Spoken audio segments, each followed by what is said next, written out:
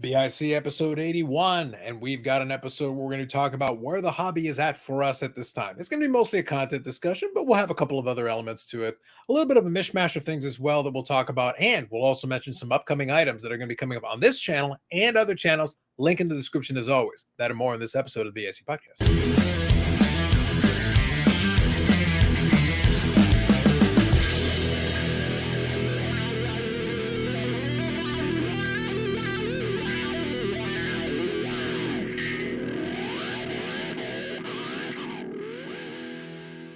The gazing eyes of Brett Favre protecting us as always. Wonderful thing.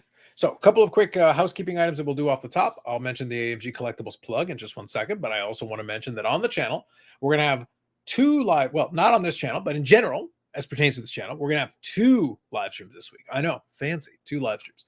The usual Friday live stream will be on at the usual time, 8 p.m. Eastern, but it will be a shorter version of said live stream because we will also be on the 4 Collectors YouTube channel. Links in the description, because they'll be doing the 2024 edition of Hobby Palooza. There is a charity element of it, so in addition to being charitable for watching it in the first place, you can also give to charity.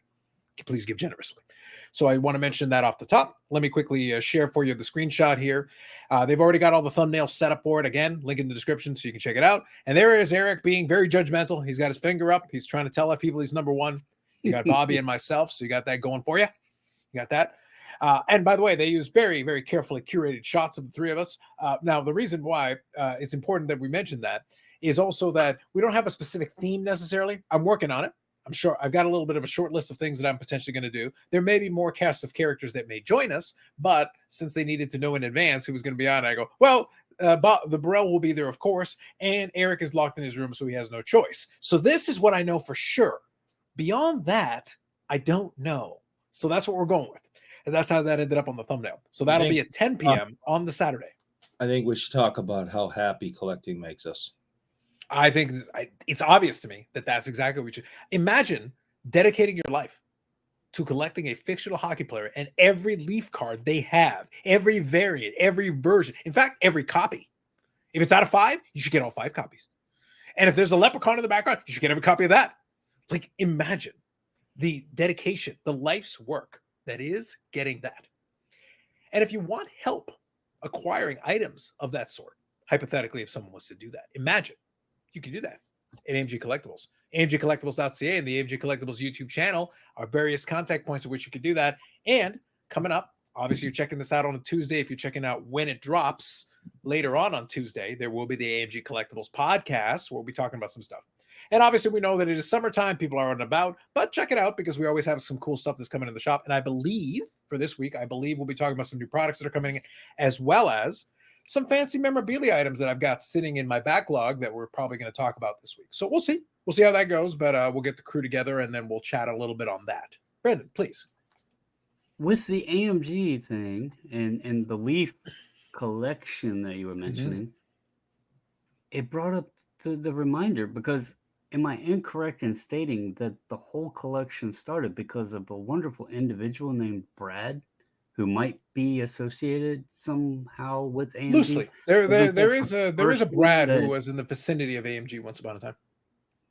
Wasn't he the one that first sent over the first Leaf Reggie? Well, no, I think Eric has had a few Leaf Reggie, but listen, Mr. Sanderson or Eric, allegedly, if he was here, he would tell you the same.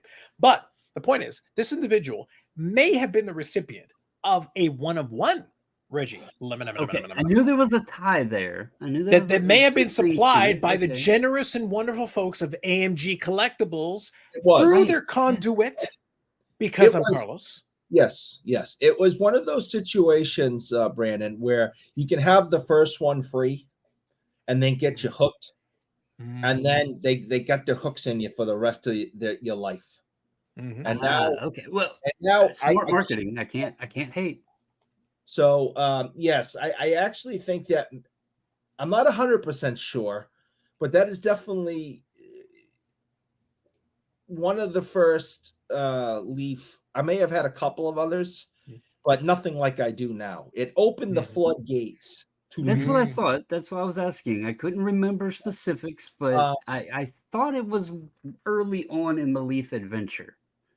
Yeah, it was. There may have been a couple of drips in through the collection, but this opened up the floodgates, and I blame Brad. Uh, Mm. he's done nothing but destroy my life in every which way. He's Deserving so, yes. and I don't hide my feelings about him at all on the Friday show. Here we're trying to be a little bit more mature, but he's not my favorite guy. Neither is the mailman, apparently, according to your Yeah, text message. there's a lot of people who are not your favorite person. That's a very long list of people who are not your favorites. So I think that's fair to say. Man who But parks nonetheless, on we do thank lawn. everybody. Nonetheless, we do thank AMG Collectibles, amgcollectibles.ca, the AMG Collectibles YouTube channel. We thank them for supporting this podcast and the channel. We thank them for that. Now, quick mishmash of things I'll mention. Brandon will be able to share with us a little story. We got a little addendum to the My Pet Monster saga. So we'll touch on that here. Yes. Let me start with one, and then okay. Let me start off with one. I'll leave you into it. So first thing I want to quickly say, I hopefully people were able to enjoy the replay on the Friday live stream. I know it's busy, obviously summertime. People are out in the cottages in this area of the world. Totally get it. Check out the replay though. This past episode, and Eric can attest to this, we actually were very hobby content Focused. We actually had a lot to get through. Like I had a whole agenda, and we were, even though we ran a slightly shorter episode than normal, it was still a pretty valuable episode. Yeah. Chock full, per minute. We got a lot of hobby content discussion in there. Legit stuff, not just chicken sandwich talk. We actually got quite a bit in there. Well, I think 3.5 hours we did pretty well. Yes, we did quite well. So do check it out on the replay. You can enjoy that. And again, it was very dense. We talked about a lot of things. We talked about the Golden Touch. I gave my initial review. I stand by my review as well. I chatted with some folks after the fact. Could have been better. I was hoping for a little bit more. But the point that I wanted to make is it did lead me down the rabbit hole since I did reactivate my Netflix subscription to try to check this out because I wanted to be able to discuss it with folks and have that conversation. It did lead me down the rabbit hole. I was like, all right, well, I paid for the month anyway, so, might as well. So then it led me down trying to watch some other things. I watched an episode, the entire season of Full Swing, binge watched the whole season. It was, I actually like Full Swing. So the second season was quite enjoyable to me and pertinent since the U.S. Open was actually down by Brandon's neck of the woods, and it was over in Pinehurst number 2. He was out in that neck of the area there, right in that zone. Unexpectedly. Yes, we'll chat about that. But the point is, they were out at Pinehurst number 2. I've enjoyed my golf in the past. It's been not quite as much fun as Tiger has not been relevant, obviously, the last decade or so. But I was interested, obviously, with Full Swing. It did kind of inspire me to check it out because I was looking. So congratulations to Bryson DeChambeau, who was able to barely eke out against Rory McIlroy, who is prominently featured in said documentary. He missed out, though. He had a 2-stroke lead with 5 holes to go. So he had every opportunity to actually take home that major. And that storyline, well, if they have a season 3 of Full Swing, Eric, it's been almost 10 years since Rory McIlroy has won a major, and he had one in the palm, right there in the palm of his hand, and defeat snatched away because his putting let him down at the worst possible moment. He was actually putting extremely well. And then suddenly his putter absolutely left him at the worst possible time. Can I ask a card-related question on Of course. golf? Because I don't know if I've just been out of the loop, but I was very confused by it. Go ahead. So on the way home Saturday, we had to swing into Walmart. The wife needed to pick up a couple things. Father's Day was Sunday. She wanted to get a couple things that her dad needed and all that. And we happened, which we don't do frequently anymore, looked at the card section. And they had these tins of Upper Deck golf. How long has Upper Deck used the young gun phrase for the golf rookies? So it is, I don't think in 01. So Upper Deck got into the golf game in 2001 when they were riding the wave of Tiger. So there was initial. I don't believe, if my recollection is right, and I could be mistaken, but I don't believe they had young guns in the first year. I do believe they've had a couple of years where they've used young guns. It's not used all the time, though. It's more recent that they've really, I believe, that they've gotten into using that nomenclature, dare I say. I believe it's more recent that they've gotten into using that. And it's understandable because obviously it's one of Upper Deck's best things. They need it because there's not that many golf rookies. And that could be its own discussion, by the way. I'm not going to claim to be an expert, but I do know a little bit about it. Unfortunately, the problem with golf is that golf has a lot of what basketball did in the 80s, because a lot of people infamously talk about the reason the whole Star Jordan thing became a thing is because Topps released the basketball set in 81, and then there was a gap. And then all of a sudden, then they were able to kind of fix it. But because there was a gap there, it created this weird murkiness in there. Well, golf has had several gaps. You can go back. There were a couple of Donruss golf sets in the 80s. So there are some rookies there. And then you don't get another golf set for, years. And then like Phil Mickelson's a great example of this. Vijay Singh is a great example of this. These are golfers who in the 90s, when Tiger was in the 90s and early 2000s, when Tiger was at his apex, it was Tiger and it was the field. But the field developed a lot of names. I'm not going to bore you guys with all golf talk, but I'm just high level, just giving you a high level here. But there were the guys like Vijay Singh's, like Phil Mickelson was like a chief rival for him. There was, Jim Furyk. There were all these guys that tried to take shots, and some of them were able to win majors during that time, which was huge for them, obviously during Tiger's era of dominance.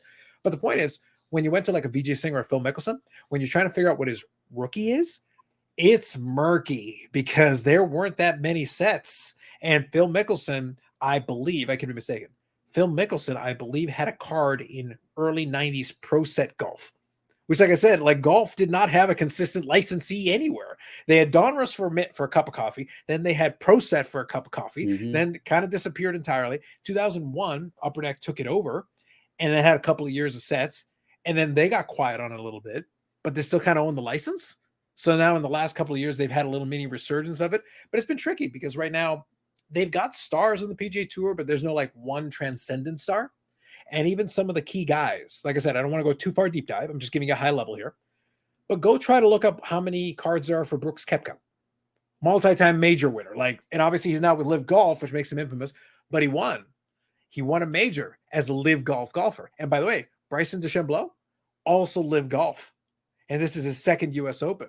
It's kind of a big deal, obviously, with the Live Golf, PGA Tour merger and the controversy and all that.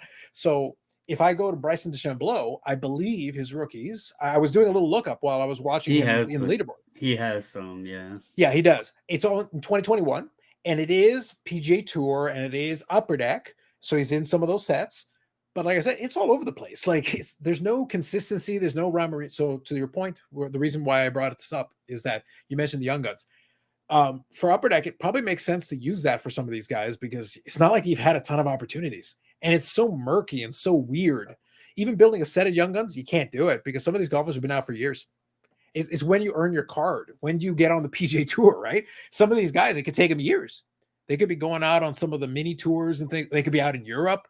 So at what point does somebody become a rookie? If it's a PGA golf set, okay, fair enough.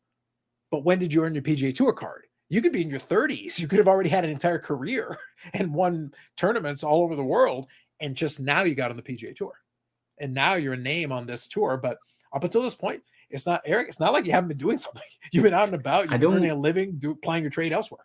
Oh, I think as soon as you get your pro tour card, that's when you're a rookie, right? I mean, yeah. But it's tricky when it's Europe. There's no cards. Well, I wonder if they're doing this, and this is something I'm sure, I don't know if Billy is involved in the golf or not, but my wife's seen them and she asked me about it because, we associated the young guns with hockey and she was curious. And so I was like, well, I'm not too sure why it says young guns. So I went on eBay real quick and just typed in golf, Upper Deck Golf young guns and looked at who the names were. And it wasn't just the PGA guys because there was some female players. So I'm wondering if that's why they're doing it too. To the LPGA, the set has the license for both. Them into it. The set has the license for the PGA because here's the thing. Look, let's be blunt. If you just did a PGA men's only set, there's not enough names that anyone will have any idea who the hell this is. And by the way, golf is a situation where there is no reason to separate the LPGA players out. There's zero reason. You may include them both. Why not? Because there are fans. If you're a fan of golf and you enjoy watching, some of the LPGA players made names for themselves back in. It's been tricky because now I feel like the amount of superstars aren't what they once were. I feel like it's become kind of because we've got so much parity now. There's so many players that can contend. It's almost like nobody really stands out. But players can have success. They can win tournaments. They can win majors. But nobody stands out as the star. Again, if I go back to the 90s to early 2000s period, I can name you off a bunch of guys on the PGA Tour. I can also say Annika Sorenstam. I can say a lot of, Siri Pack. I can name off, even with ladies, I can name off names that were actually dominating the sport at that time. And then for the men, there were names that were dominating the sport that were consistently on the leaderboards at that time. But right now, it's there's a young crop, but it's tough. Rory McIlroy was the young gun once upon a time. He's a 4-time major champion. He was vying for number 5, but with a 10-year gap since the last time he won a major, now that's going to become a storyline. And the good news, Eric, is that in golf, your prime lasts a long time. You can be in your early mid 40s and still be a contender. It doesn't mean it's over for you. Jack won the Masters at 46. Exactly. So it's not like this ends for you. You've still got a chance. He's still got a window. Rory's young enough that he's going to have plenty more opportunities, but it's going to sting a little bit to squander this opportunity. He had the U.S. Open in his hand, 2-shot lead with 5 holes to go. This is an opportunity, and it's not like they grow on trees. It's not easy to get in that position. Old Sergio Garcia and just choke it away. He's done it. Yeah. But he did eventually win some majors. The point is, though, that there's a lot of these guys who were the young wonderkid once upon a time. Sure. But Rory had actually won majors early in his career, and it's been, I think they showed the graphic. It's been 3,200 and change days. Son-in-law? Dustin Johnson. Yeah, he's pretty good too, right? Yeah, and he was in full swing. He was featured in full swing with Paulina Gretzky. I'm gonna hold my comments about Eric's favorite, Paulina Gretzky. By the way, the wives of the various PGA Tour players, because they had Ricky Fowler, who is actually married to Alison Stoke, who was the track and field athlete who became very famous for a photo. True story. That is a fact. Yeah, I'll show her. It'll be like Emmanuel in space. I'll educate young Eric. Don't worry. I'll educate him. I want to be educated. He wants to be educated. I know he does. Right now, the Celtics are up 41-27. We're looking good. All right. It's working out for them. So we'll see if they're able to clinch tonight. So it is game 5, and then we'll see if they're able to clinch. Anyway, bottom line, full swing was great. I enjoyed that. And then also I mentioned to the guys, if you want to talk about trash, reality show TV, again, since I got Netflix on, I watched Selling Sunset. Absolute trash. Total garbage. Absolute bottom rung trash. But it did lead me to a point about the golden touch. So see, I am bringing it around. I am going to bring it around. The point is that Selling Sunset embraces the trash that it is. Everything is staged. Everything is, the cameras are there to set up a situation where these people are saying, even if they're saying things about each other sincerely, in the realm of great coworkers, these are inner thoughts that are coming out in words that people can listen to. The point is, you got all the cameras there, so you can be like poke and prod and be like, hey, did you tell so-and-so that they said this about this person? And then they all talk to each other. The point is, it's absolute trash. However, they lean into the entertainment. They know what they're trying to sell. By the way, they'll show these beautiful mansions and wonderful homes, kind of like an HGTV would, and amazing places. And they'll show how much they cost and all this stuff. And celebrity cameos will be all over the place. However, the selling point is the drama and storylines. It's a real estate show, but the selling point is the drama and storylines. And that goes back to what I mentioned about the golden touch. I go, you got to make up your mind. If you're just about the stuff, that's fine, but the stuff is only going to get people excited to a certain point. You want to do celebrity cameos, fine, but then there has to be some element. And by the way, the golden touch was staged too. There are transactions and conversations that are stilted. You may as well have somebody there with a cue card saying, say this. Kenny will say this, and then you say this in response. Here it is. Read the cue card. Right. It felt staged and stilted. If you're going to do that, though, then you may as well lean in. By the way, I'm not telling you, I joke with the guys. It's like maybe Kenny should have been fighting Steve Aoki. They could have had a nice, lovely slap fight. It would have been amazing. But the point is, you don't have to go that far. But I do believe if you're going to do it for the entertainment purposes, you have to have some kind of storyline. There has to be some kind of an overarching theme. You can make it a challenge. You can make it like a game show. I don't care. Do whatever you want. But you got to add some kind of element to it. Otherwise, it doesn't hold up as a reality show because it's not going to compare favorably to other reality shows who lean into the narrative. And it's not going to compare necessarily to other. I can do a YouTube special where we go and check out cool collections of stuff. People have done that on a much smaller budget. Does that? That's my point, Brandon. You can do it on a much smaller budget. You don't need Netflix for that.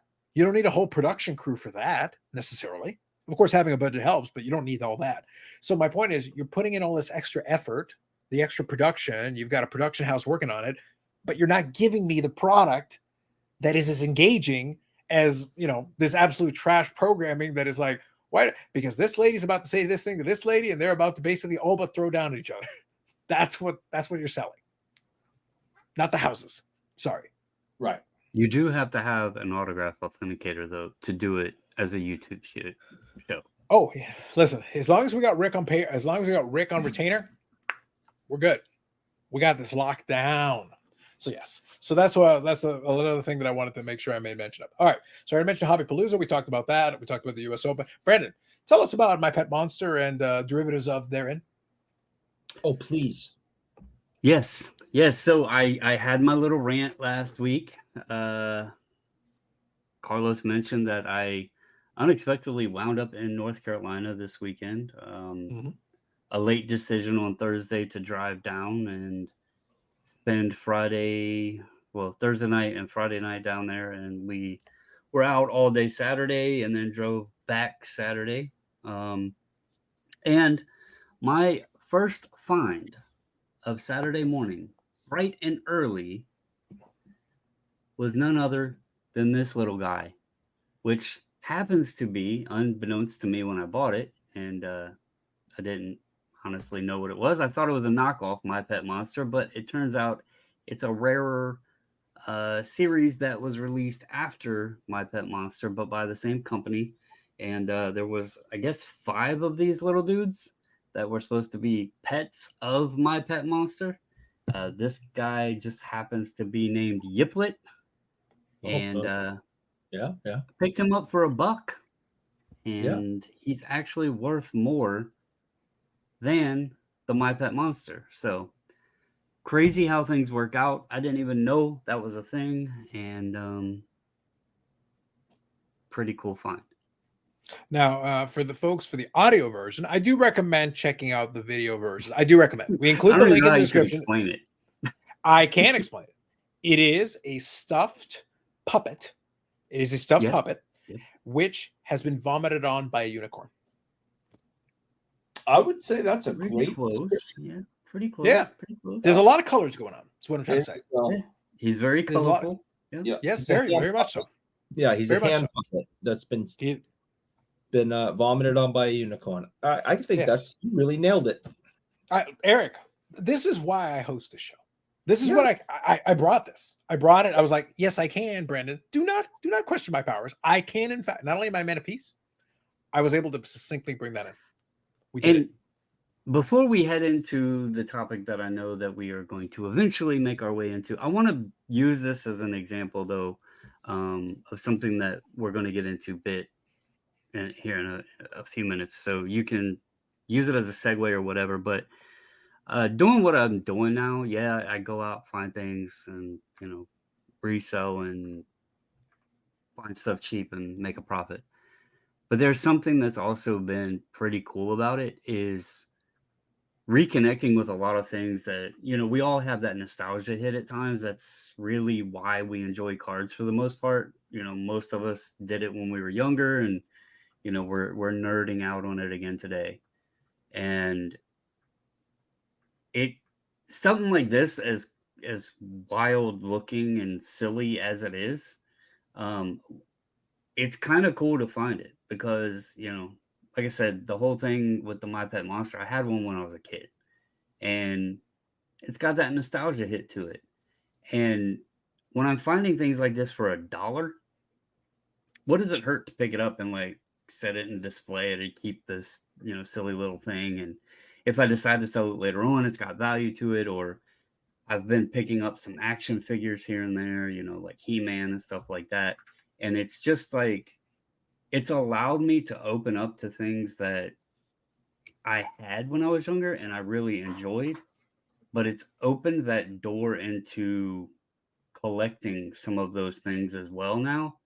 And I'm not going out spending a ton of money on them because I'm buying them in this scenario where I'm finding them cheap, and I think that's another just little element to what I'm doing now is I can also purchase it. Like, I don't have it up yet. It will be somewhere back there at some point. But another cool item I found was I've said, I like Shaq growing up and everything.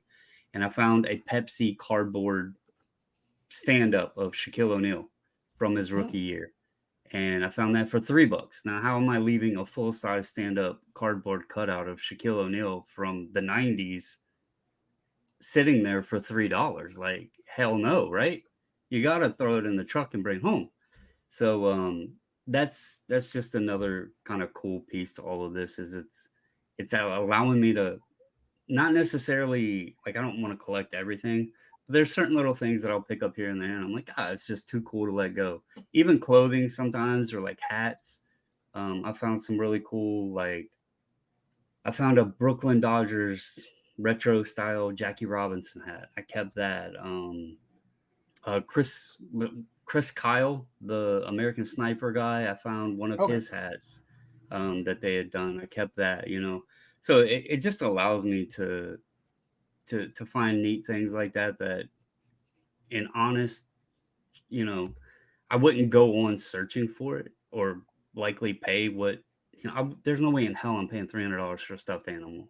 No way. No way. $1, it's cool. 300, hell no. That's not me.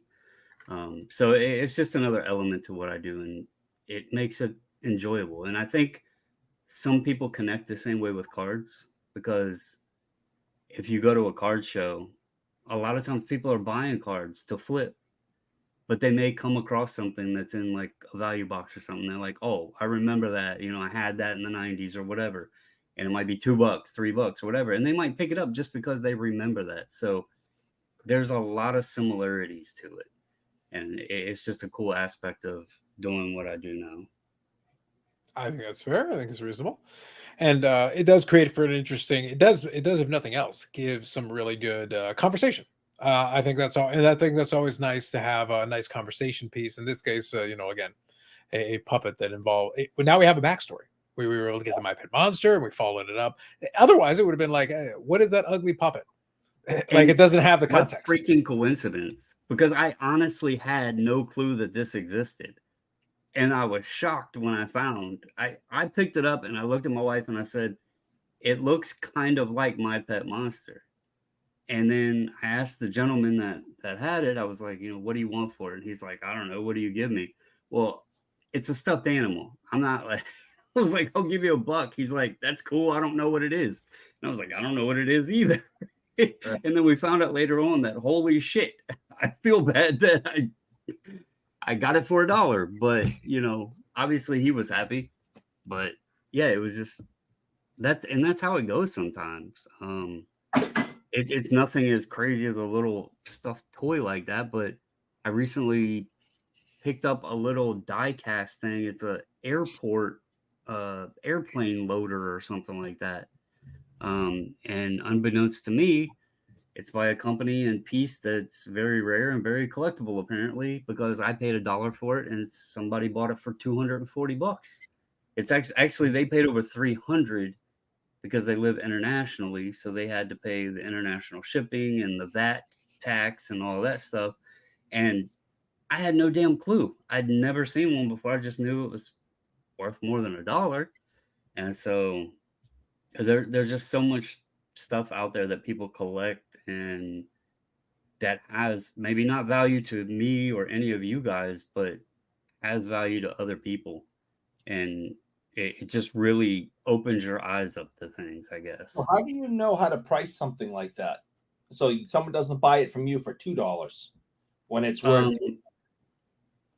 The beauty is Terapeak, and it gives you 3 years of pricing history. And the reason I knew what to price this as is you can go to all sites on Terapeak instead of just ebay.com, and it'll give me prices from everywhere. In the US, that item, the most that it sold for was like $206, but I had seen it had sold on another eBay, a foreign eBay site, for $316. And so I priced mine at $300, and I had somebody offer me $240 on it. I'm not going to turn down $240 on a piece that I spent $1 on, you know. So, but that's I do Terapeak research, and if I can't find it on Terapeak, then sometimes I do, you know, just decide what I think the market could be on it, and maybe put it a little high in best offer and see if there's any interest. If it sells too quick, I learned my lesson and sold it too cheap.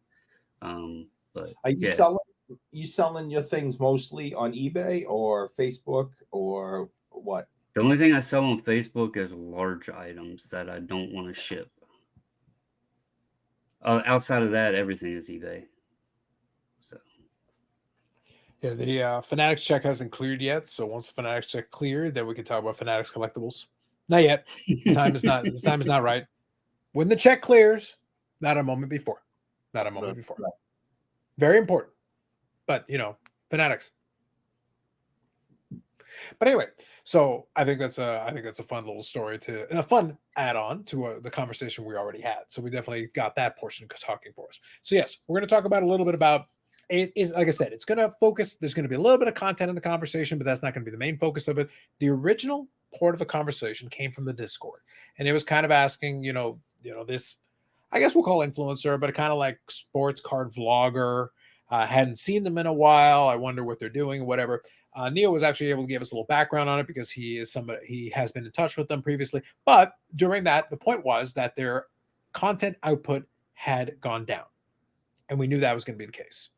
And that's kind of what made it interesting because we had talked about what content looked like to us. We already did that episode. But I think there is an element of it that is worthwhile talking about where just because people aren't necessarily making videos doesn't mean they're out of the hobby. Doesn't mean they're not collecting. Doesn't mean they're not participating in different ways. And by the way, what you decide to make videos on can be anything. And actually, this is a good opportunity for me to bring it in. So I want to do a little shout out, and I'll include a link in the description as well. So when I make a reference to this, I'll include a link in the description. I'll include a link in the description to a video from Stuke's Baseball Card and Curiosities. I was tagged into this, and so was Eric. And it was a wonderful thing that we'll talk more on the Friday live stream. But to make a long story short, Stuke in this was able to, and I believe his name is Scott, but I'm just going to say Stuke just because that's the name on the channel, just to make my life easy. But anyway, so he was on there and he was able to show a little, newspaper, and he was able to show in the newspaper the 1874 Guelph Maple Leaf amateur baseball world champions, and he tagged myself and Eric and the Burrell, of course, because he realized we would appreciate it with the proper reverence that it deserves.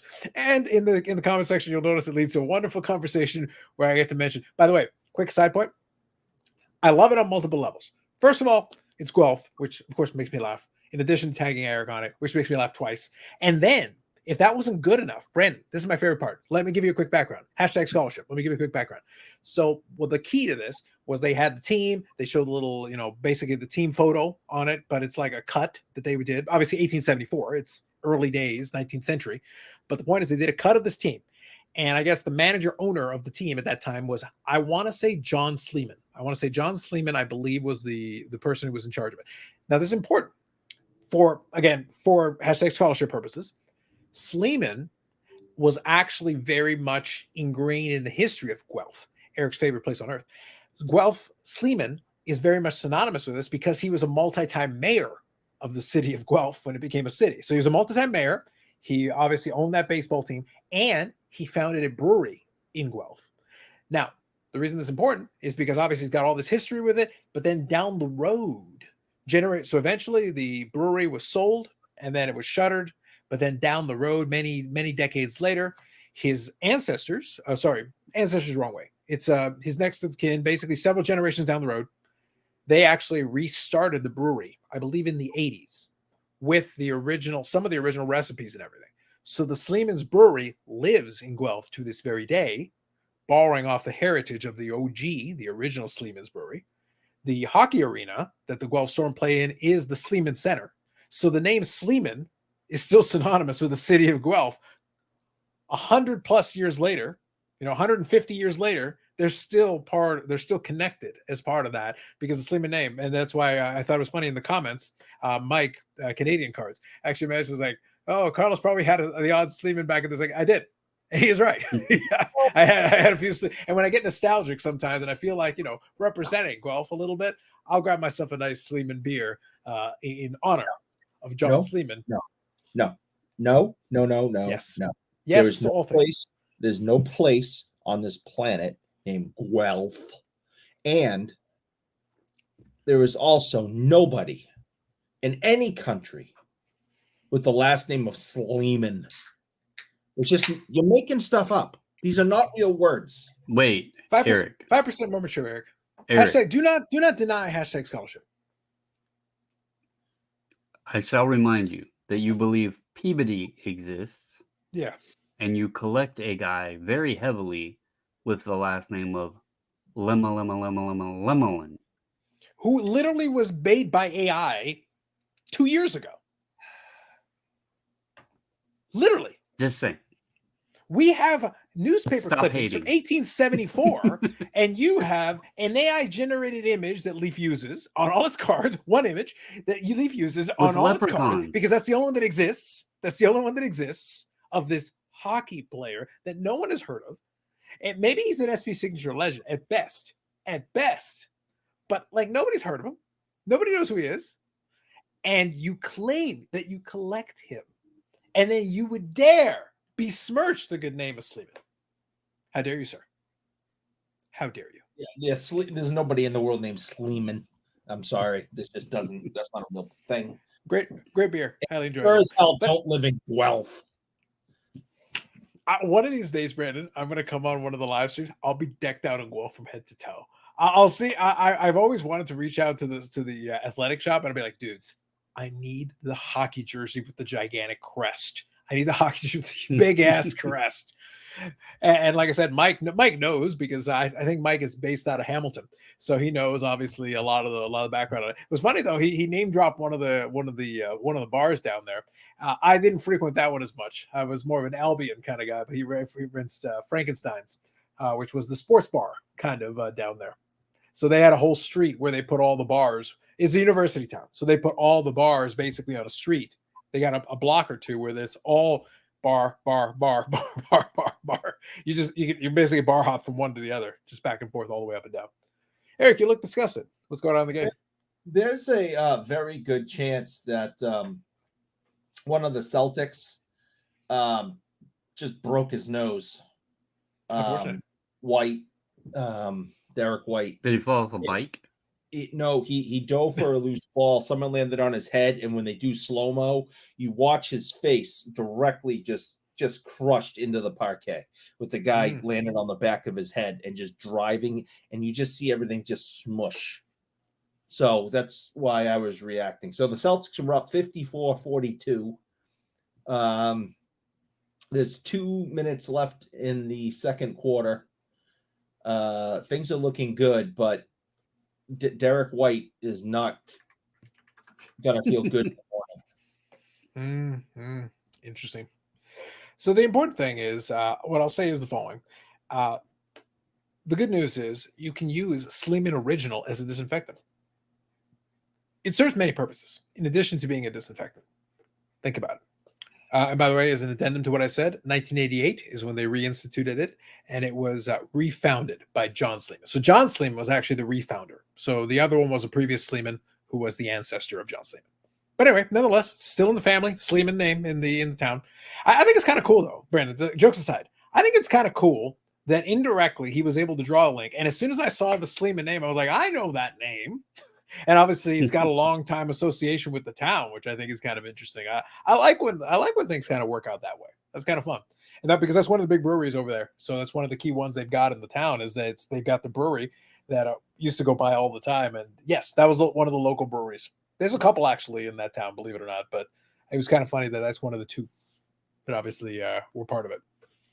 Very interesting. All right. So there you go. I will leave a link to that one if you're curious. If you're interested in like baseball history and stuff, it's kind of cool. He actually goes over the article, talks about it. And in the article, they do make reference, obviously, to them being an amateur baseball club.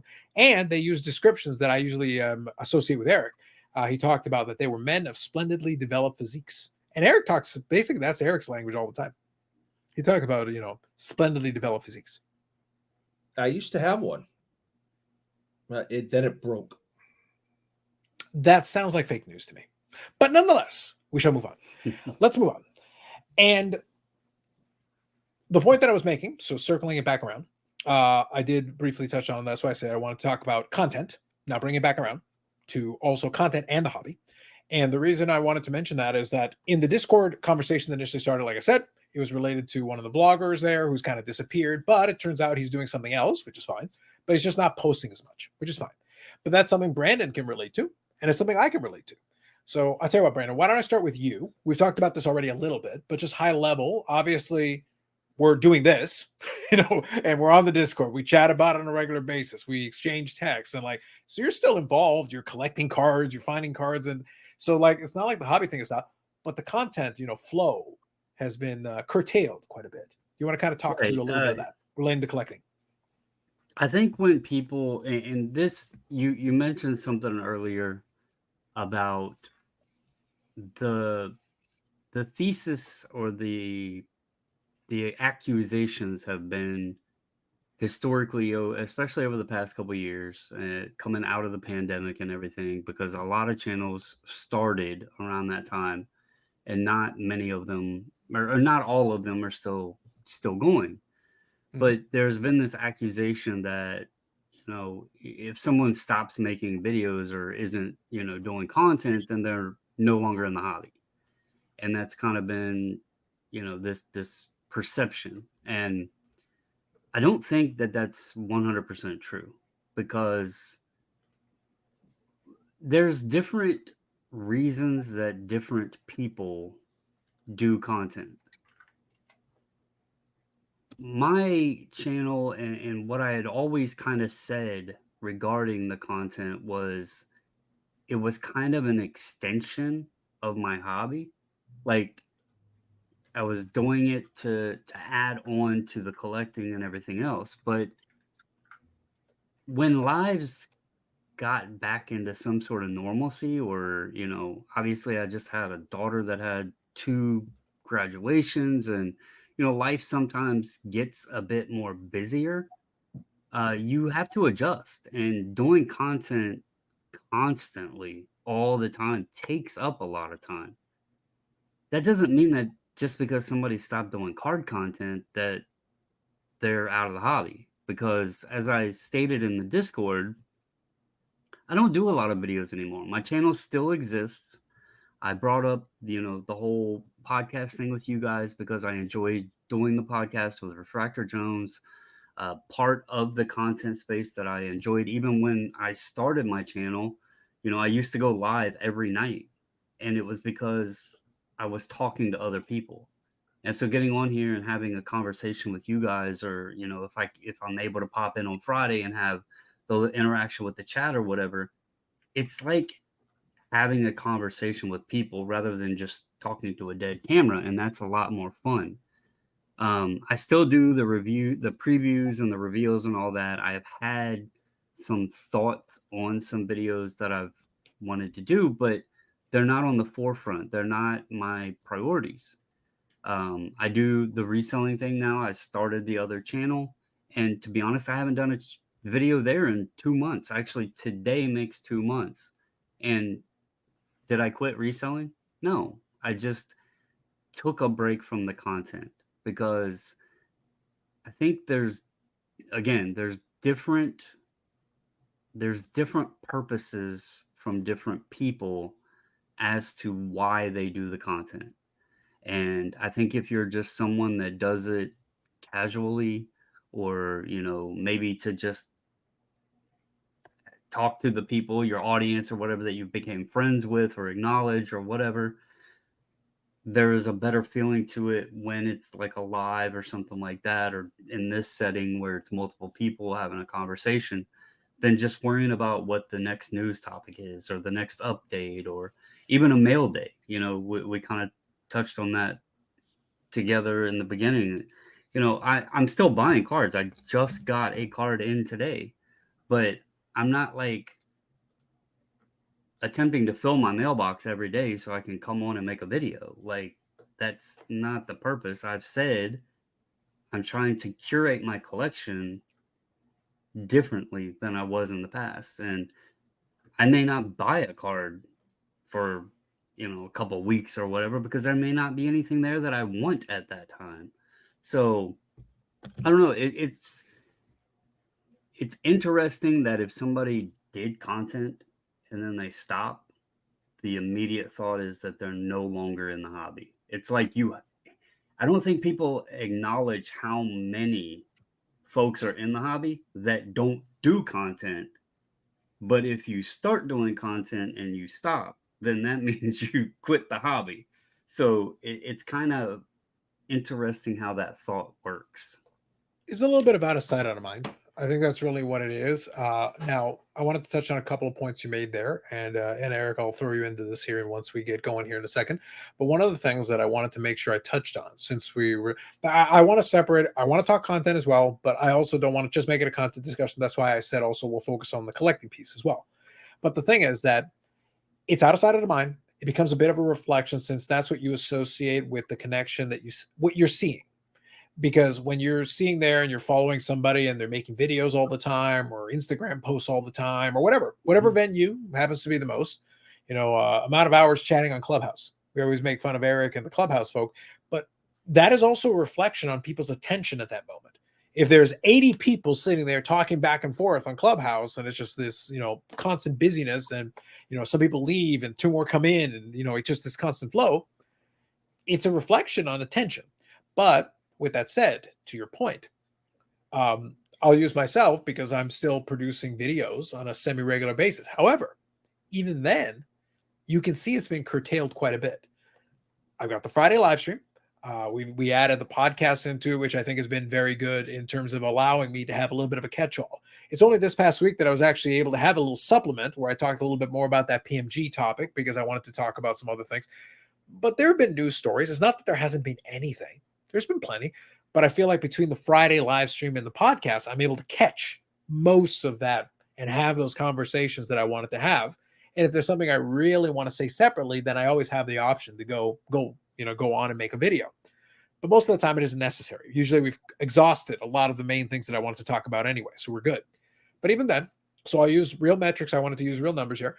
At this point, we're in the middle of June, so we're kind of at about the halfway point of the year, give or take. We're somewhere in that vicinity, somewhere in that neighborhood, or getting close to it. And right now I'm sitting on 81 videos this year, which if you actually think about it is pretty good. That's actually quite a bit. Even then, so let's call it about the halfway point of the year. That would average it out maybe to like 150, 160 videos in the year. That would be almost a video, approaching almost a video every other day on average. But that's down. The last couple of years, it's been basically 200 videos plus. So it's interesting to see that, but it's more like a reflection of there just haven't been that many interesting news stories that warrant their individual videos. Also a factor to what you were talking about, mail days. I have had substantially less mail days. However, when I have a mail day, it's consolidated. It's usually like a ship my cards thing. So I'll get like a big box full of stuff and I'll go through it. And it's got a variety. It's like, hey, here's some wrestling cards. Here's some hockey. Here's a baseball card. Here's this and here's that. And it's a variety of different things. So it's not like a consistent flow of mail. Whereas, go back to 2021, I got a mail day video every single week. Hey, here's my mail for this week. And then here's my mail for next week. And then you just see it week after week after week. And that was a consistent.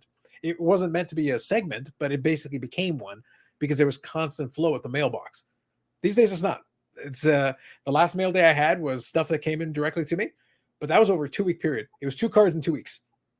That's all that came directly to me. The next Ship My Cards mail day will have about 30 or 40 lots worth of stuff. It'll be a nice group of cards, but again, it's slowed down in terms of the volume. But I'm checking my saved searches all the time. I'm looking for items. I'm still finding things for different collections I'm working on. I haven't stopped collecting in the slightest, but you still see me. You can still see videos out there. You can check out the Friday Live. You can see us. You can chat with us and interact with us. So we're still around. But those other folks, if they suddenly stop making videos or posting as much, doesn't mean they're out of it. To your point, it can be a situation where maybe they're doing something else, or maybe they're focusing on a specific thing, or maybe maybe they are out of it. And it's hard to tell because it's just seeing the content is not good enough to be able to tell you what's going on. There could be stuff going on underneath the surface that you're not sure about. But then you find out, actually, I picked up this and I picked up that. And I picked up that. I just didn't feel like I needed to make a video. I didn't feel like I needed to make an Instagram post. So Here's an interesting part to it though that I also want to mention, and some people might be able to associate with this, but as I said, like there's sometimes this accusation or perception that if someone quits content, then they've quit the hobby. And then it'll be followed by, well, they were just in it for the money and blah blah blah blah blah, right? But then on the other side to that is if people continue, like if I was to sit here and do content every single day, they would also say, oh, well, they're just doing content because they're in it for the money. So it's like it's one of those scenarios where it almost feels sometimes the people who criticize the nature of the activity of someone on content side of things, it's like critical. It's a damn if you do, damn if you don't scenario, because if you don't do the content, you quit because you were only in the hobby for the money, even though you may still be in the hobby. But if you're pushing out videos, well, you're only doing videos because you're in it for the money. So it's very funny how it's perceived sometimes, and it is contradicting of itself. I think that's fair. And I'll kind of circle around to one of the conversations we had in the last couple of weeks as well. I'll touch on this. And this is also kind of, I think, a factor for some folks. Obviously, we already talked about it a little bit as well. Summertime, people are out and about, they're busy. So now, a couple of years back in 2021, people were inside. They were pretty much, captive audience. We had a captive audience. And that was reflective in the content both ways. It was reflective in the audience, and it was also reflective in the content being produced. So the production was much more volume because obviously, well, you got time, so you can produce videos all the time on all kinds of things. But also, I do think to a certain point, I think we all had a lot more to say at that time because the discussions hadn't been had in the depth that obviously we've had since. Now, I won't speak for anybody else. I will only speak for myself.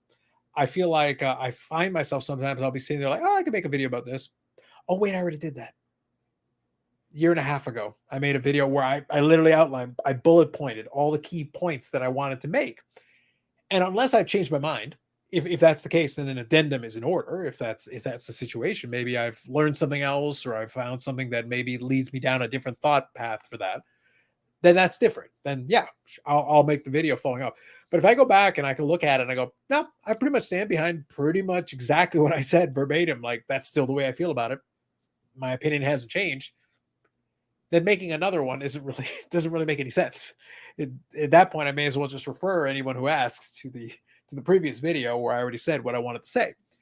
But if you've said enough things or made enough videos on those topics, then as a person who makes content, it becomes kind of tough. Like you're sitting there like, I already talked about that thing. I talked about that thing. I talked about that. Then at that point, you're at the mercy of news.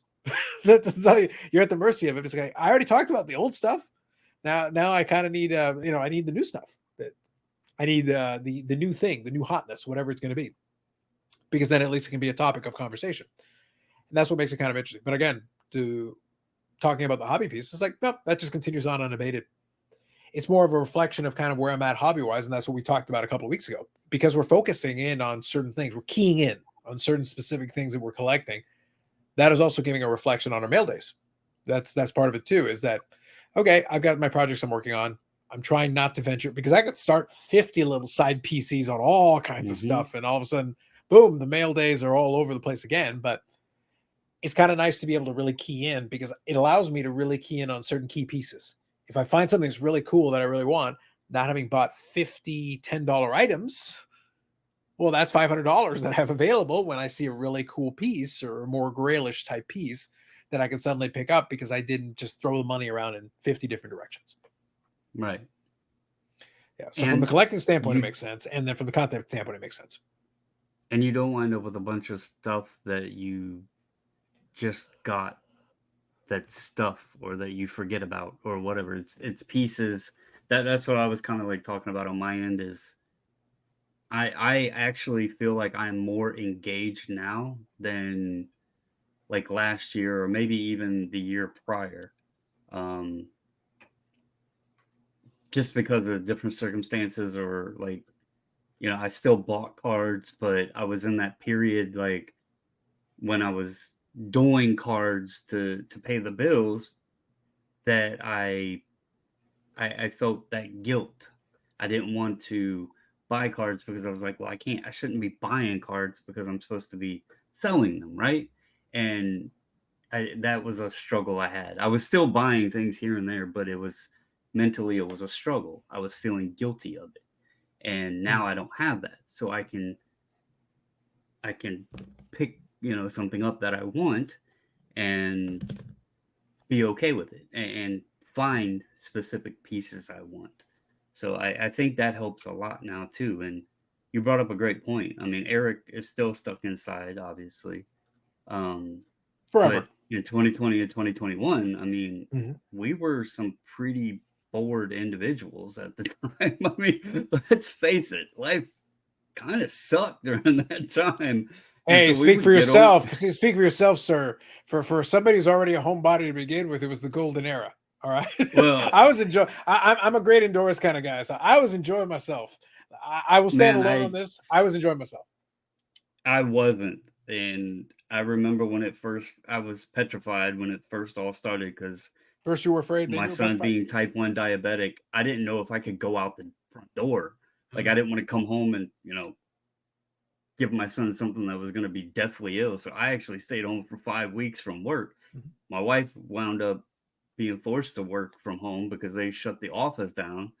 And I was going stir crazy. It was Mhm. just like, Yeah. Yeah. So like I said, but I don't want to rehash this for folks who have like bad memories of the thing, but just since oh Brandon yeah, brought it yeah, up, yeah. no, but since Brandon brought it up though, like I've said before on the live stream specifically, I said that my dad, Carlos Senior, he is immunocompromised because of surgeries he had to have and everything, and I can tell you, and no exaggeration, the last time that he caught COVID, which by the way was from the family who accidentally caught it, and then in turn he caught it. Well, he was in the hospital for a month and a half. Like it's not, it's for him, it's not a joke. It's not a small matter. Like, and he's obviously, they're being as careful as they can be. There's only so much you can do. But for him, it's like anything that relates to a virus of any kind. It doesn't have to be COVID. It can Mm-hmm. be other things.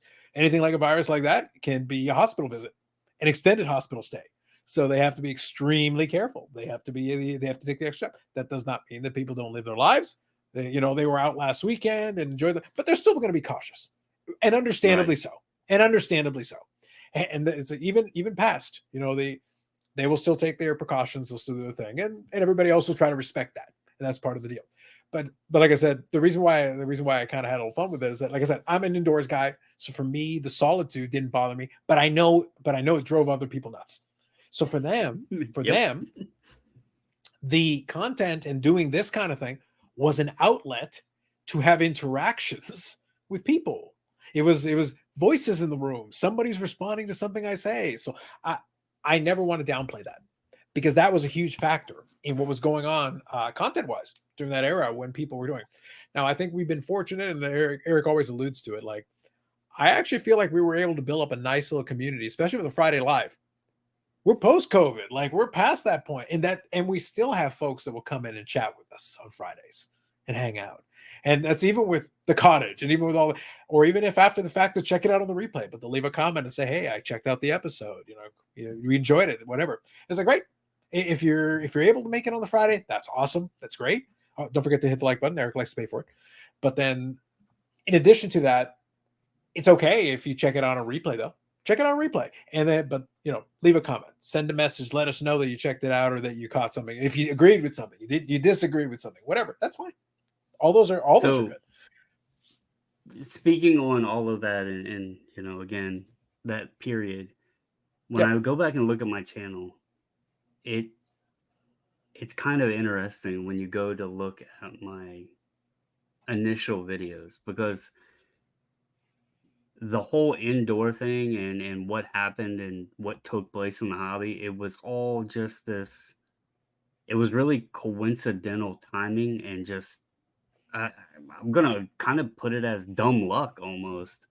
It was, But yeah. I had released 9 videos before everything, went to craziness.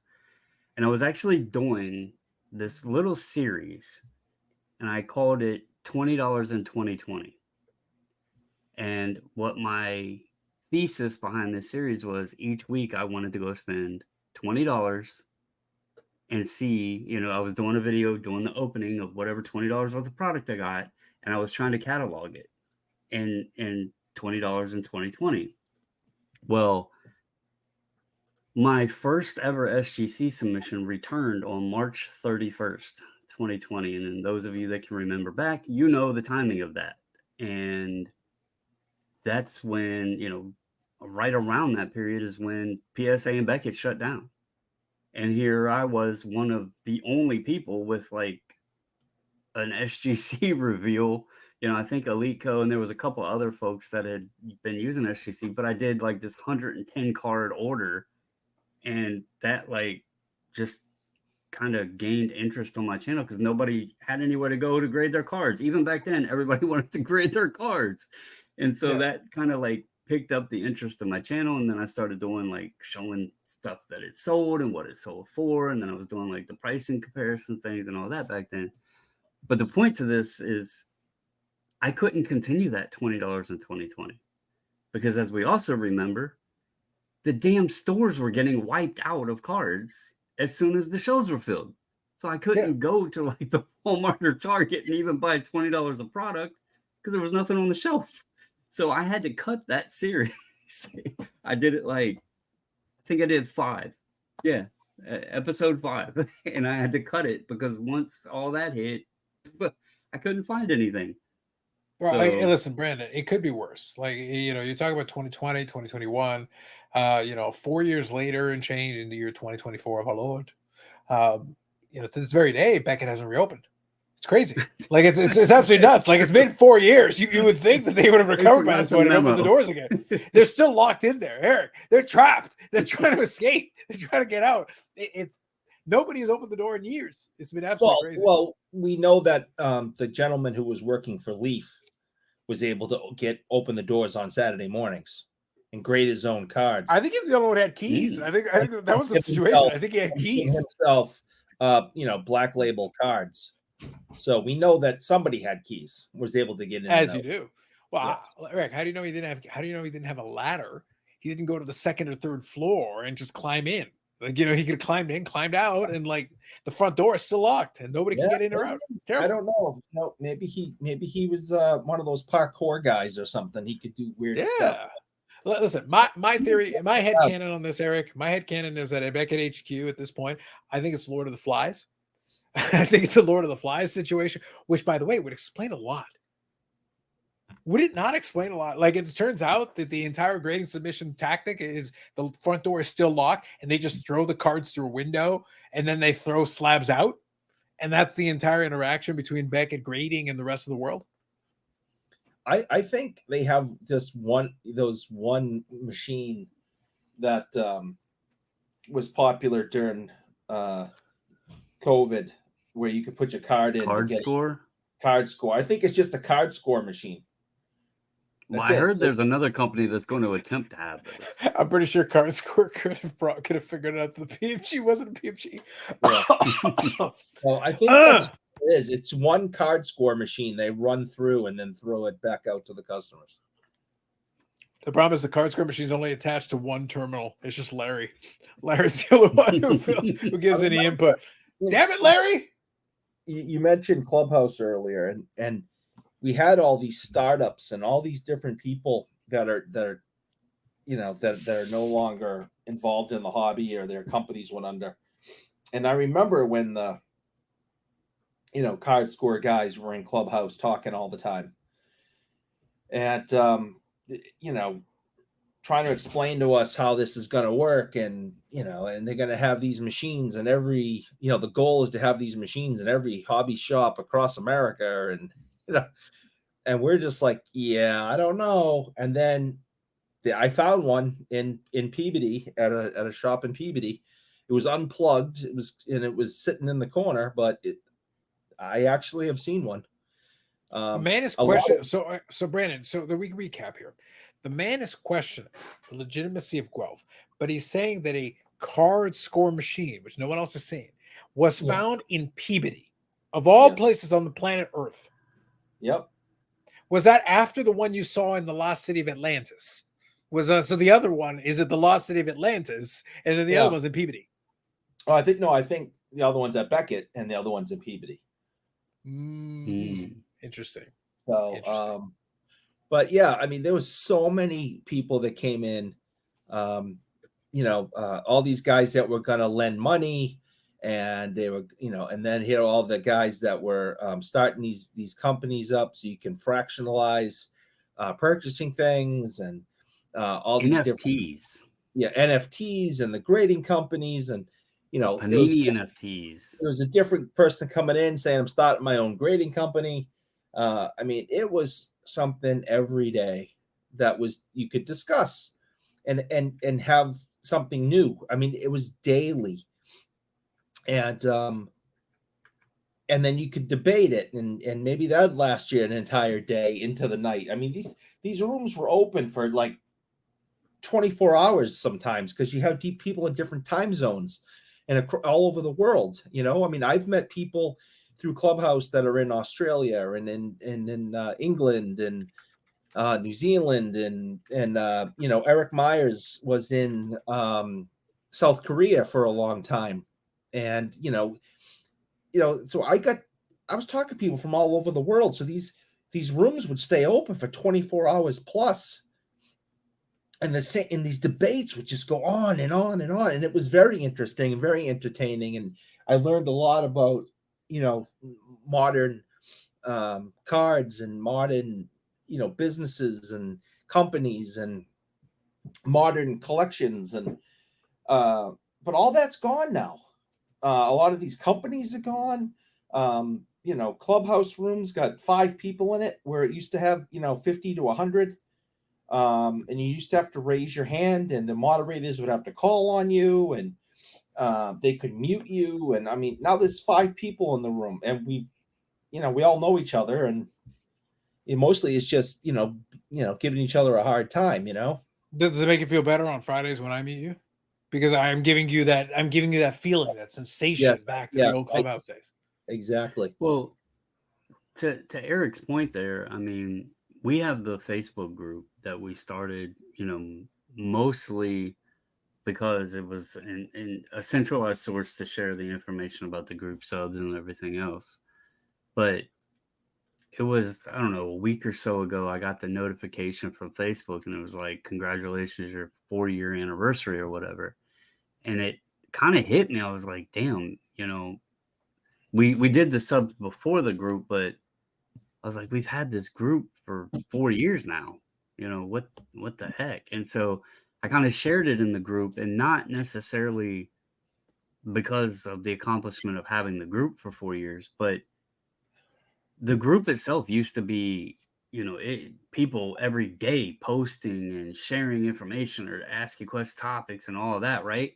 The big, like Eric was talking about, something every day was going on, and the hobby was like booming. And I would say it's very healthy today. There's a lot of people still in it.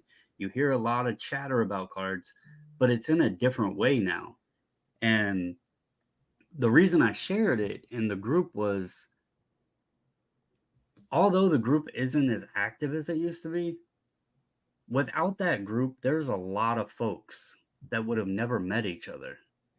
And that's something that I'm the most proud of about starting the channel, which led to the Facebook group, because there's people that have literally became good friends because they've met through, the YouTube chat, or, that led over to the Facebook group. And then maybe they met up and go to card shows, or, I just had my buddy JJ and Sean. JJ was at a show, knew Sean collected Kansas City Chiefs stuff, found, I can't remember which one it was, but it was one of the rarer Travis Kelce's, like the anniversary one or something like that. Mm-hmm. He messaged Sean with a picture. Sean was like, how much to go? And like, they worked the transaction out right there in the group chat and everything. And like, they would have never known each other if it wasn't for the channel and the group and everything. And that is like, yeah, it's been awesome creating cards and stuff for people, and some of the stuff we've been a part of. But I think that aspect of the hobby and the content is way more impressive and something to be proud of than even any of that, any of the collection. You know, building something, you know, Carlos, you got the Friday night thing where you got the people in there all the time and they've gotten to know each other and stuff. That's literally something to be proud of. You know, you've helped connect people and helped literally build friendships in a way. You know, yeah, the cards and all that is cool, but the community aspect and building that part of it, you can't take that away. I mean, that's just an awesome thing. So I think that's fair in the spirit of what you're saying. I do appreciate that, and I do think we've been able to build a very nice community, a group of people who center around an appreciation of the podcast and Eric. I've said this before. If you know, you know. If you know, you know. Before COVID, I had been collecting since 1988, and before COVID, I had nobody. There was a small window of time, like in the early 90s, where I had a buddy. But like a lot of relationships, you know, you move on and whatever. So, but the majority of my time from 1988 to 2000, I collected alone. I had no one to say, hey, look at this. Hey, you know, what do you think about that? Let's compare. Do you have one of these? It was me and whatever person was at the card shop that day. Okay. And then, of course, eBay came in, and now I'm buying things, and I don't even get to talk to the guy at the card shop, right? My wife is wonderful. We've been together since we were 19. I can't tell you how many times she sat there when I'm going, honey, look at this. This came in today. And she's going, uh-huh. Yeah, that's great.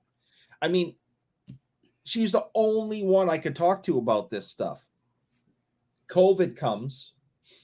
Clubhouse starts, all these YouTube channels start. We're locked down. We have nowhere to go. The only way out is through the internet. And you start meeting people and having conversations, and you find people with like interests. And a whole world opened up that I did not have from 1988 to 2000. And then this clown over there. Wow, I can't even point in the right direction. That clown over there challenges me to come on a show one night. A man apiece. And you know, called, you know, basically called everyone in the chat a chicken.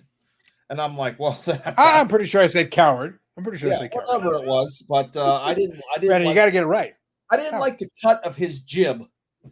So I said, all right, I've never been on a YouTube show. I've only been watching them for like a month. I don't even know how to get on the damn thing. But I said, what the hell? I'll give it a shot. And now it's been like 4 years. So, I mean, never in my wildest dreams did I think I'd be going to Toronto. People would know who I was. I'd be hanging out with all these former hockey players. I just, none of this. The Burrell would acknowledge your existence. Listen, I acknowledge that you breathe. I was a fan of Bobby before I knew him. I had his books. I followed him around the internet, listening to what he had to say and commenting in the chats. You know, if it was not for COVID, I would not be where I am at in my hobby life. COVID was the best thing that could have happened to my hobby life. If not, I'd be 50 years old and doing this all by myself, like I had been, and bothering my wife. Here's a question for you, Eric, because, and I want to tie this back into like the topic. And obviously, you don't have your own channel; you have Instagram, and then your Clubhouse and all that. But let's just put it into the YouTube content side of it. If Carlos was to say, "Hey, I'm not doing the Friday Live anymore. We're not doing the podcast," he's just going to shut his channel down. And everybody else, you've been on Mondays when we did the Monday thing. Now we're doing it over here. And that's another example of why the whole content side for me doesn't mean I'm out of the hobby. I just haven't been doing the content, because Carlos even said, "Hey, do you want to alternate the show on Yeah, your the channel or original. my So it's channel?" just I was behind the like, curtain, just for everybody's benefit. The original concept, when we talked about it, we had broached the topic a couple of times, but then I said, okay, I was looking for a potential way of having an extension. I didn't want to just do the live stream again. That was important. right, I didn't want to just do the live stream again, but I was okay with doing. I'd already been doing BIC episodes.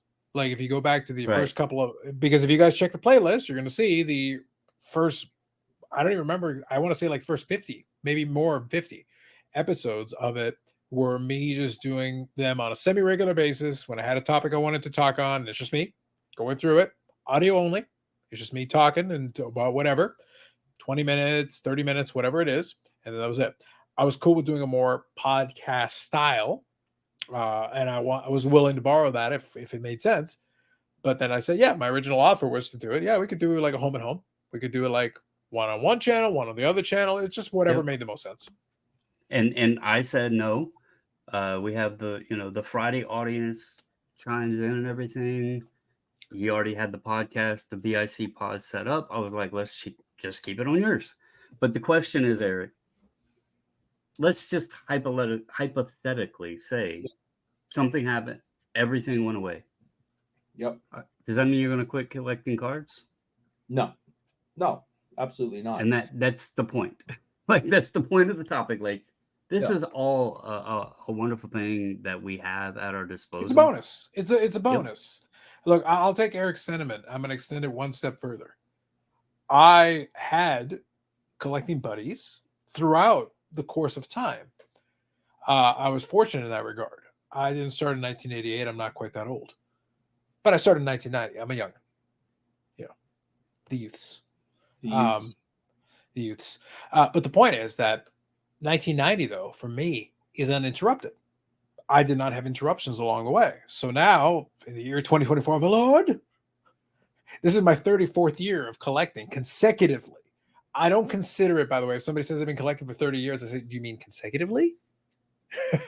Or did you start 30 years ago, collect for 10 years or 5 years, and then go away for 20 years? That doesn't count to me. I'm sorry. With due respect, that does not count.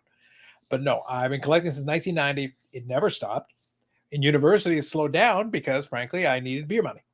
Priorities. #priorities. You got to do what you got to do, man. The LBN was calling. The beer was on tap. We got to do what we got to do. But at that time, by that point, I was on the eBays, and I would be in my room in my place in Guelph, Eric's favorite place on earth. I would be there. I'd be on the computer. I'd fire up the old eBays back in the old eBay. If I saw something cool that I thought would fit in my collection, I couldn't afford a ton of stuff, but once in a blue moon, once a week or two or whatever, I go, let me grab that. And then I have it shipped off to my parents' house. And then when I go visit on the weekend or every couple of weeks, I'd pop in and my dad would hand me a small stack of envelopes. So even during those university years, I would still, maybe it was like 2 or 3 for like 3 weeks, but even still, it was a couple of pieces to add to the collection. Great. That's all I was doing. So I was still chipping away at it the whole way along the way. I never stopped. But the point is that I had my buddies that collected with me in the early days. And then I was fortunate enough that I was able to get in on the message board days. If you guys remember the old Beckett message boards. So there's a callback for some of you that may know. If you know, you know. The Beckett message boards were for a while. And I was even in some of the news groups. If you remember Usenet, again, if you know, you know. But I remember that. Rec.collecting.hockey. That was one. But the point is, that's ye old internet days. And I got a chance to be buddies with a few folks. And what's funny is I mentioned before, my buddy Steve, that sets up at the Toronto Expo and everything. I got a chance to initially chat with him on the Beckett message boards comfortably more than 20 years ago. So these are hobby friends that I've had for more than 20 years. So I was always able to have that. So from that perspective, once my first set of collecting friends kind of phased out, I had my internet collecting friends that it kind of phased in. So I was able to have a smooth transition between one and the other. So I was fortunate in that regard. I'm just making a contrast. But when I was doing my own thing, in the course of my actual collecting, yeah, I'd share things with them and stuff and everything, but they're doing their own thing as well. And we compare notes. But for the most part, collecting was a solitary pursuit before I ever started the YouTube thing. Like we can have another episode where we talk about kind of the impetus for entering into this world. Eric just touched on his, but just speaking for myself, I'd be doing the same thing regardless. If I wasn't doing any videos, if I wasn't doing the Friday Live and whatever, like I've been doing it for 30 years prior, uninterrupted without any issue. I didn't need a YouTube channel for that. But it gave me an outlet to be able to do certain things. And the only reason I started the card content was because the channel was already there. It was dormant from the old Blu-ray videos that I used to do. It was dormant for a while. And I was trying to think of it like, well, I already got this YouTube channel. Like I may as well use it for something. May as well, since it's already here. And my thought was, well, cards was always a possibility. I never thought to actually do it for cards. The only reason I did was I've been watching some videos, I've been listening to them, and I'm like, oh my God, I can do better than this. That was it. It was just a straightforward. I listened to it. It was like, oh my God, no. Like, I don't agree with this. Or I'm listening to it. It's like, I don't agree with this. I may as well just do my own video and have my rebuttal, have my own version of whatever it is. And then that was it. That's the ship that launched a million hours of content. Yeah. Possibly, allegedly, probably not far off. We got but everybody's got their own path. 64 in the third right now, just as an update. 82-64. Things are looking good. All right, so Celtics are still up. All right, but yeah. So, but I did think it was interesting that Eric invoked that. But I thought it would be worthwhile just to mention that. Yeah, and Brandon's point is fair. No, my collecting would not be changed. It wouldn't go away because I'm very content with what I'm doing, especially since at this point I kind of know what I like. So whatever I'm doing is going to fit into one of these. It's going to funnel into one of these categories that I've kind of set for myself. I've got my lanes. It's fun talking about other stuff outside the lanes because it's enjoyable. But one important thing, and this can be a topic for future podcast episode, I've never felt the need that I have to own everything. And I've never felt the need that I have to own something just because I think it's interesting. I can look into something, research it, learn about it more, and be like, just the knowledge is enough for me. Just like, oh, that's cool. I don't need to own it. It's not required. I have to agree that I think it would be. I know you did kind of a rundown on a solo little pod episode you did of your collecting journey. And I think it would be fun and kind of maybe an interesting thing if people chose to listen. And it could touch on a little bit more about what I was talking about a couple episodes ago, because I don't know if a lot of people, like I have been a part of the hobby for, since the Civil War 80s, I guess. It's been a long time. Yeah. yeah.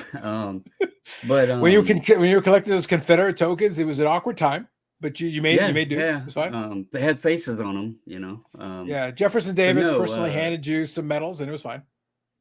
My journey is #history major. It's taken a lot of curves, and it's part of why this most recent, change, I think, happened because of some of the things that have happened in the past. And I'd be open to sharing it all. But yeah, I think it would be a fun topic. So yeah, I think we can circle back around to it. So again, peeling back the curtain a little bit. That's the reason why I thought this would be a fun. As soon as it came up on the Discord, I thought it would be a worthy topic because I thought it would branch off into other things. That's kind of what I was hoping for. I was hoping it would branch off because what's been funny to me, and maybe this will put a button on this topic. Part of the reason I wanted to talk about it was because I think it's been interesting to see to Brandon's point previously, the perception of the content is down in all these categories. Then people must be getting on hobbies. Like, no, not necessarily. For certain folks, yes, because their entire context of the hobby is their ability to buy and sell. The great irony of this, by the way, just as a quick aside, the great irony of this is that the eBay store is doing pretty well, even though I haven't stocked it. I actually should list some more shit. Like, I honestly have been lazy about it. But even then, stuff sells on a semi-regular basis, and it puts a little extra money in the one account that I have things transferred over to. You know what I use that account for, Eric? I use it when I pay for my overpriced coffee. That's the account. So when I want to get my sandwich or I get my coffee when I go into work, that's the account that eBay is feeding. So I don't have to keep refilling it because it basically is off eBay sales. Because I'm not doing a crazy amount of sales, but I'm still making a couple sales here and there on a semi-regular, and then I go ship stuff off, and it's guess what? It pays for coffee money and sandwich money, and that's great by me. That's completely fine. If I wanted to put more effort into it, that'd be a different conversation. But right now, it's perfect. Is it mostly the wrestling cards? Because I have a lot of them, yeah. Like because that's kind of my niche. It's kind of I understand it very well. And by the way, that'd be a recommendation for you. If you want to get into selling, it helps to really understand, even if it's a niche. If you understand the niche really well, then you'll know what makes sense, what doesn't make sense, what will sell, what won't sell. Like, you'd be like, well, why would somebody buy that? Like, trust me, people buy all kinds of crazy, dumb shit all the time. Yeah. It doesn't need to be the first thing you think of. Like, it can be the 87th thing you think of, and it'll sell. There you go. Right. Yeah, exactly. The point, though, is if you know it well, you can buy well. And if you buy well, you won the transaction. If you buy well, that'd be my only like hashtag, investment advice. Yeah. If you bought well, it will win the transaction. I can almost guarantee that for you. I promise. So it's important. So if you understand the price point and you were able to get in a good price, like you win. The point that I'm making, though, is that that's one thing. The ComC stuff, and I'll do a more detailed update. You'll have to excuse me. I'm trying to win an eBay lot while I'm doing this. What I was going to say is that the ComC stuff, I've submitted a bunch. I submitted 200 cards in my last ComC order. I've already broken even, and I've only sold 20 cards. I gave them 200 cards. I've sold 20 cards. That's 10%, and I've already broken even. That's pretty so good. I understood what I was. So when they processed it, I priced everything to sell. My intention was to sell. But these are like, a lot of them, by the way, are like $3 or $4 cards, $5 cards. It doesn't make sense on eBay. But on ComC, it makes sense. And somebody went and bought like 8 or 9 cards by themselves. They just went and like add the card, add the card, add the card, add the card, add the card. And they went and bought a whole bunch of them and like, boom, done. And it's ComC, so there's no take backs. It's sold. Were they Leaf cards, by the way? No, these ones were actually wrestling cards, but they were wrestling cards that that were not expensive enough to sell one at a time on eBay, because they were like, a couple of them sold like $2.75, $2.80, whatever. But here's the thing, $2.80, and then with eBay, you're gonna put $5 or $6 shipping on it. Does that make any sense? Is that gonna work? No. But the person buys it for $2. You're in Canada, though. Like exactly. That's what I'm saying. I don't have the States, standard envelope. Yeah. I can't do standard envelope. So it doesn't make sense for me. My situation is I can't do standard envelope. Because I cannot do that, I can't sell this card on eBay. So I can do it on ComC. So it gives me ComC credit. So then when I'm buying my stuff on ComC, I can ship stuff back over to myself. So I'm still getting something out of it. I'm transferring this. There's still value here. Like, I'm not going to throw away the value. There's still some value here. So let me extract the value out of it and get something I want. Come on, Eric, buy. Did you buy it? It's somehow this is coming to my house this week. I don't know how. Wow. It just gets worse and worse and worse. And nobody's going to step up and try to help me. God, no. Absolutely not. You need an intervention. You need all the lemons. Anyway, so the point I'm making is that particular, so even with the slowdown, even with all this going on, I already broke even selling 10% of the cards that I submitted to ComC. 10%. The other 90% are still, the other 90% are profit, Eric. I could sell them all for $1 and they're all profit. It doesn't matter at this point. But they're priced to sell. They're like, some of it are going to sit for a while. It's fine. That's okay. But some of them are going to sell over time. And then at that point, we're in the black now. Like this week, we officially hit break even on that lot. That's awesome. So like, that's a win. And by the way, my hands are clean. The work is done for me. I just had to submit it and make sure the money was there to cover they already scanned it, listed it. It's done. I don't have to do anything anymore. I just get a report every day when they sell a bunch, and it's like, that's done. Okay, these are sold. Great. Awesome. Sounds good. If the buyer wants to ship it to themselves, they can do it at their leisure whenever they want. Not my problem. Right. That's the only reason. So I'm saying, all I'm saying is that sometimes a platform like that makes sense for certain items, for certain people, individual. Your mileage may vary. Your situation is going to be your own situation. For me, it makes all the sense in the world to drop off some of that stuff every couple of months. Whenever I go to the expo, I drop off some stuff at the booth. Done. They scan it. They take it away from me. Take it away. I don't want to see it. I don't want to hear about it. We're done. Let me know when you guys have got it ready. I'll price it. I just price it. I just go through and boom, hit prices on it, add prices to everything. And that's my only job. And then I don't have to worry about it again. And then when I go buy some shit on ComC, I have credit to do so. Or I can pay for the shipping. Whatever the case may be. That's great. So what's funny is the hobby hasn't slowed down really at all. If nothing else, this is my takeaway. My overarching point on all this is that no, the hobby hasn't slowed down at all. Like it's changed. The complexion of it, the way we're approaching it has changed. The way the content reflects where we're at has changed. But evolution is constant.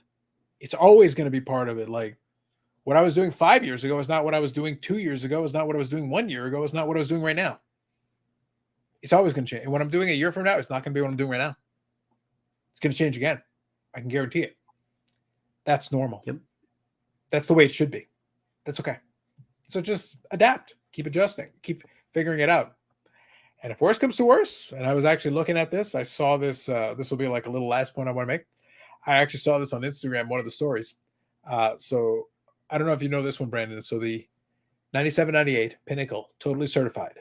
The Platinum Mirror Golds. They're one of the kind of the Grail level cards from that era. Pablo Borre is one of the most popular players. This will be a little fun game here at the end. MC Sports Cards sold one of these that just ended today. All right, quick game. Y'all want to guess how much it's sold for?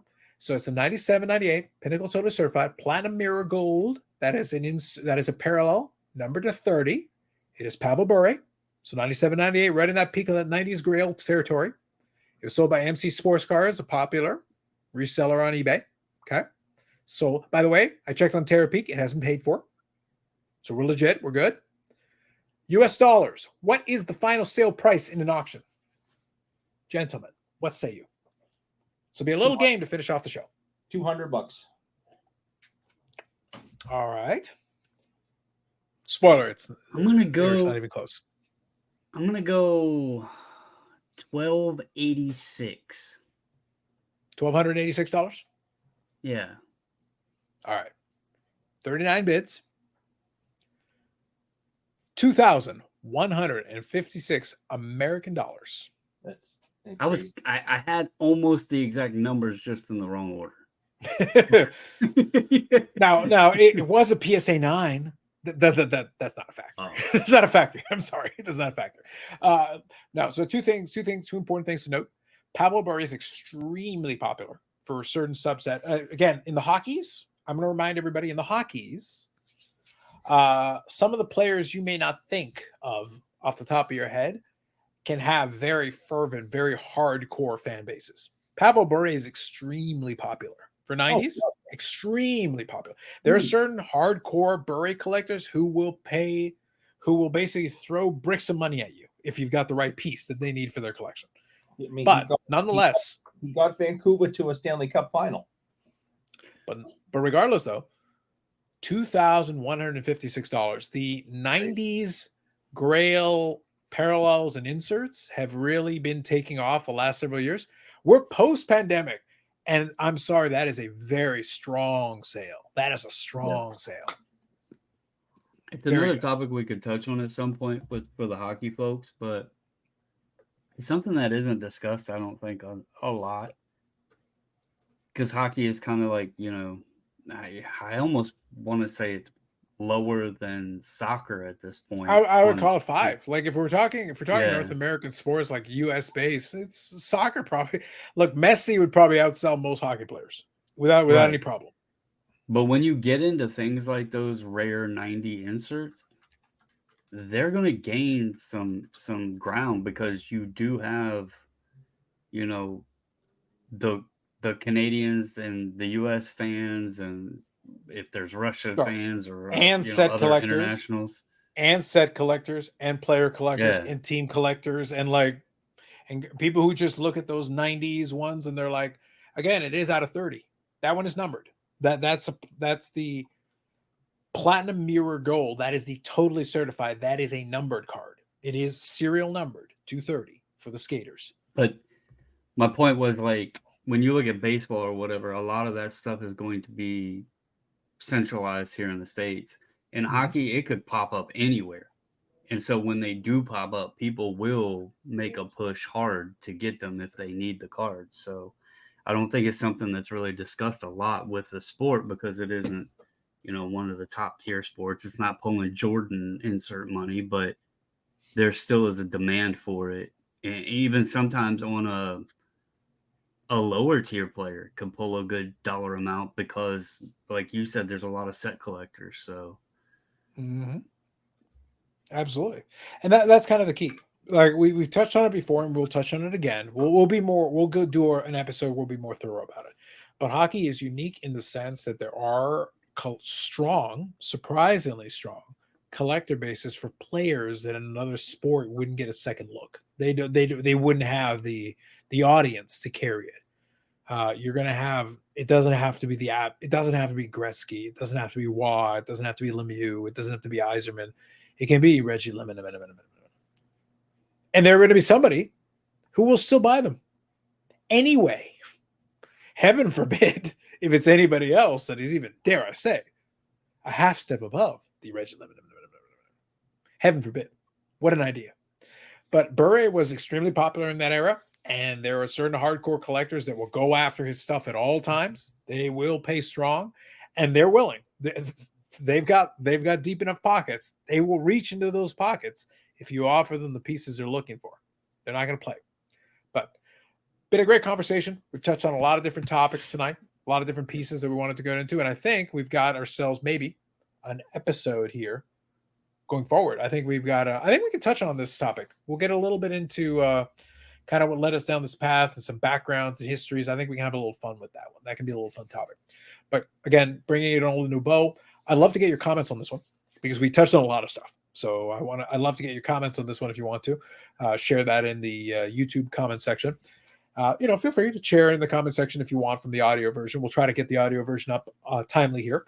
But I think the key, though, is that the hobby continues forward for a lot of the collectors. It continues forward. They're still out there. They're still looking for stuff. They're still buying stuff. But it's got to be the right stuff. I think this is important. It's got to be the right stuff. It's not just everything and anything. But if it's the right stuff, I still think those buyers are out there. Like I just lost out on an eBay auction, and I probably should have bid a little more, but it went all right. So the point is, like, people are still out there bidding on stuff. You wouldn't think so, but trust me, they are out there. So anyway, Eric, Sanderson to Orr, you can send all your hate mail to Sanderson to Orr on Instagram. He's a big fan of that. He enjoys it. You can also hit the like button because Eric enjoys paying for that, And again, he's sequestered in that room, so that's all. He's got time for nothing else but your comments and your like buttons. So you got that going for you. Brandon, Bobbles and Ball Cards and 540 Flips. Again, he allegedly knows who 540 Flips is. We don't know for sure, but there is some kind of an association. It's a little murky. Possible. We're going to solve this mystery at some point during the course of this series. We'll find out. So you can check that out. Otherwise, more videos coming up on the channel. Live streams on Friday at 8 p.m. Eastern Standard Time. We will be doing that again this Friday. But this Friday will be truncated. So don't be tardy. Don't be late. Be there on time because that episode will be truncated. Because then on the For Collectors YouTube channel, which link in the description, there will be a bonus live stream on another channel where we'll bring our own brand of nonsense to whatever it is they're doing. And we are closing off the Saturday of Hobby Palooza. And it ends, Eric, when I say it ends. Literally, I'm going to have the button and it ends when I say it ends. That would be my recommendation. About 5 minutes after it starts. I could do that, or I could just leave you there all night. So it ends when I say it ends. Okay. That's the important part. It ends when I say it ends. So you can look forward to that or be frightened of that. One way or the other, it's going to happen. So you can check that out. Also, I want to thank AMG Collectibles and the AMG Collectibles YouTube channel for promoting and sponsoring the channel and the podcast. And again, there will be an episode by the time, if you're watching this at the time it drops, there will be an episode on that channel coming up. talking about some memorabilia and some other items that are coming in the shop. Maybe what came in the store. Who knows? Or maybe I'll just have Blair run around in circles or on the screen. I don't know. We're going to do something that's going to happen on that channel. One way or the other, it'll happen. Anyway, I want to thank you for checking this one out.